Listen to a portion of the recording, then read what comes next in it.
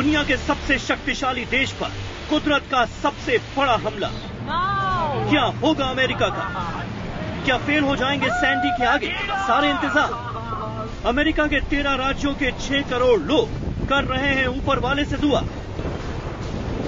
Sandy और भयानक ना हो, सैंडी और तबाही ना मचाए। लेकिन आने वाले 48 घंटे अभी भी हैं अमेरिका पर भारी। 60 लाख घरों में हो गई बिजली गुल। 14,000 से ज्यादा उड़ानें हो चुकी हैं रद्द। तूफान, समंदर, बाढ़, बारिश और भारी बर्फबारी से सहम गया है अमेरिका। देखिए सैंडी से सहमा अमेरिका। 48 घंटों की तबाही। नमस्कार, मैं हूं नंदिता कुडेशा। बात करेंगे सैंडी तूफान की। अमेरिका में सैंडी भारी तबाही मचा रहा है। IBN 7 पर इस तूफान की लगातार कवरेज जारी है। फिलहाल सैंडी की रफ्तार कम पड़ गई है, लेकिन मौसम वैज्ञानिकों को आशंका है कि आने वाले कुछ घंटों में सैंडी और तबाही मचा सकता है। ये और भयावह हो सकता है। हम आपको तूफान की कहानी CNN के 4 रिपोर्टर्स की जुबानी सुनाएंगे। न्यू जर्सी में हमारे साथ होंगी सोल्डेड ओब्रायन, न्यूयॉर्क के लिंडेनहर्स्ट इलाके से होंगी डेब फेरिंग, अटलांटिक सिटी से CNN के रिपोर्टर एलेक्स हमारे साथ हैं, और साथ ही डेलावेयर के रोबोट बीच पर मौजूद हैं ब्रायन टॉड। और इन सब रिपोर्टर्स की जुबानी हम सुनेंगे वहां की कहानी। लेकिन उससे पहले आपको बता दें कि अमेरिका पर अब तक का सबसे बड़ा प्राकृतिक हमला हुआ है। सैंडी तूफान अपनी तेज रफ्तार से अमेरिका के अलग अलग शहरों पर कहर बरपा रहा है। अब तक 6 शहरों में 17 लोगों की मौत हो चुकी है। अरबों खरबों की संपत्ति स्वाहा हो चुकी है।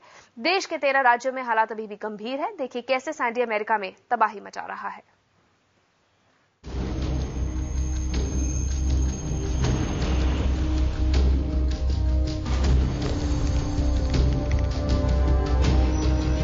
अमेरिका ने इससे पहले ऐसा तूफान नहीं देखा था। जिस तूफान की आहट से पूरा देश सहमा हुआ था, उसने अपने कदम अमेरिकी जमीन पर रख दिए हैं। समंदर में ऊंची ऊंची लहरें, सड़क पर सैलाब, पानी में डूबे घर और तेज हवाओं की वजह से तिनके की तरह गिरते पेड़ और उसकी वजह से जहां तहां बिजली के टूटे तार। ये तस्वीरें हैं सैंडी से आए तबाही की। स्थानीय समय के मुताबिक रात 8 बजे सैंडी न्यू जर्सी के तट से टकराया और इसने तबाही मचानी शुरू कर दी।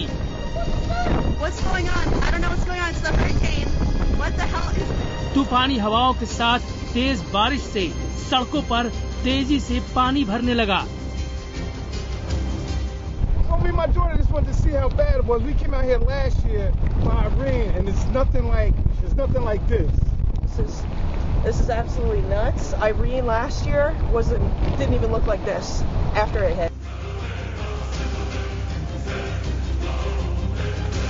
मौसम की सबसे खतरनाक करवट ने पूरे अमेरिका के होश उड़ा दिए। तबाही का सबसे ज्यादा असर न्यू जर्सी में देखने को मिला। समंदर में ऊंची ऊंची लहरों के अलावा तेज हवाओं के साथ तेज बारिश और सड़कों पर पानी ने बाढ़ जैसे हालात पैदा कर दिए। इस राज्य में ही सबसे ज्यादा भारतीय नागरिक रहते हैं।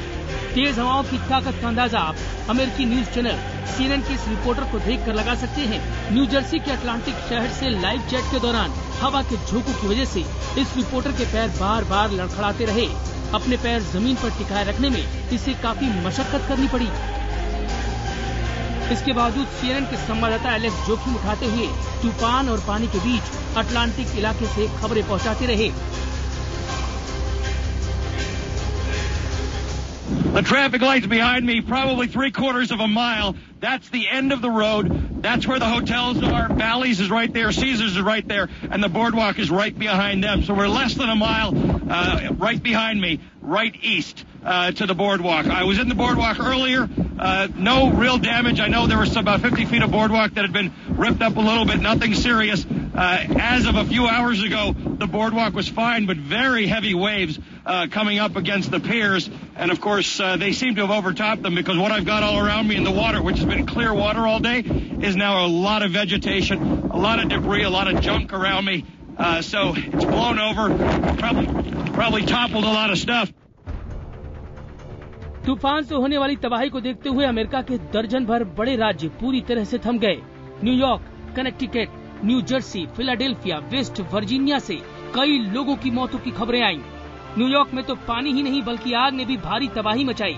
यहाँ के क्वींस इलाके में तकरीबन 50 घरों में आग लग गई। दुनिया का सबसे शक्तिशाली देश प्रकृति के आगे मजबूर नजर आया। हर तरफ तबाही और अफरा तफरी का मंजर है। समंदर की लहरें गरज रही हैं। तूफान के खतरे को भागते हुए लोग खाने पीने के सामान को जुटाने में लग गए। तूफान का सामना करने के लिए लोगों ने खुद को तैयार करने की हर कोशिश की। It was tough, you know, because she's a little bit old, you know, and she didn't want to leave, you know. Old people don't want to leave their home. I'll stay here, no matter what, I'll stay here. तूफान के खतरे को देखते हुए New York stock exchange और Nasdaq को 2 दिनों के लिए बंद कर दिया गया। साल 1888 के बाद ऐसा पहली बार हुआ जब खराब मौसम की वजह से न्यूयॉर्क स्टॉक एक्सचेंज को लगातार 2 दिन बंद किया गया। यही नहीं, न्यूयॉर्क में मौजूद संयुक्त राष्ट्र के मुख्यालय को भी 2 दिन के लिए बंद कर दिया गया है। इसके अलावा न्यूयॉर्क के सभी स्कूल, होटल और बाजार बंद कर दिए गए हैं। यही नहीं, अमेरिका में शनिवार से अब तक 14,000 से ज्यादा हवाई उड़ानें रद्द की जा चुकी हैं।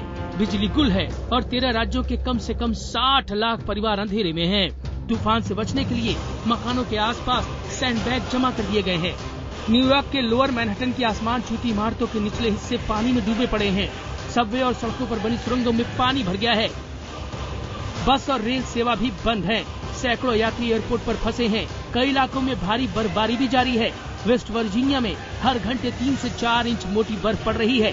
पेंसिल्वेनिया इलाके में भी भारी बर्फबारी हो रही है।